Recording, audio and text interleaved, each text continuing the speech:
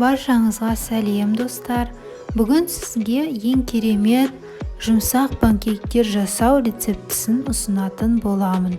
Менімен бірге болыңыздар. Бізге қажетті продуктылар ол бөлме температурасындағы жұмыртқа. Оған біз қант қосамыз.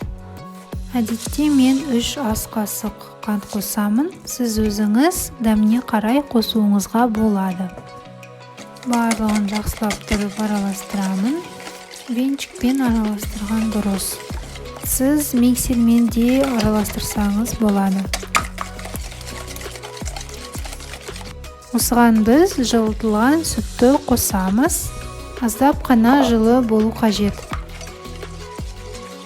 Содан соң тазартылған иіссіз өсімдік майын қосамын.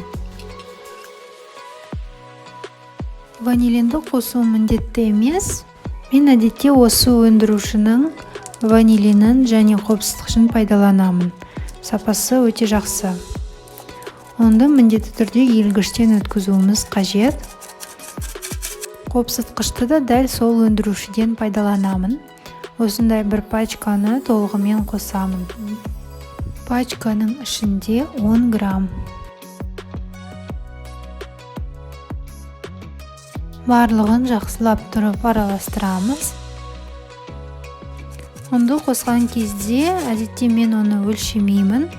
Қамырдың консистенциясына қарап қосамын. Ол жұмыртқаға байланысты болады. Қамырды бір қалыпты күйге шейін араластырамын.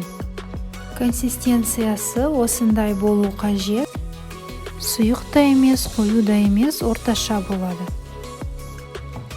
Үстінде көпіршіктер пайда болып, жарылған кезде бір жағы пісті деген сөз. Екінші жағы тезірек піседі. Біздің панкейктеріміз дайын. Панкейктерді шоколадпен, шоколадты пастамен жесеңіз өте дәмді. Осы рецептпен жасалынған панкейктер жақсы көтеріліп, өте жұмсақ болып шығады. Видеоны соңына дейін қарағандарыңыз үшін рахмет.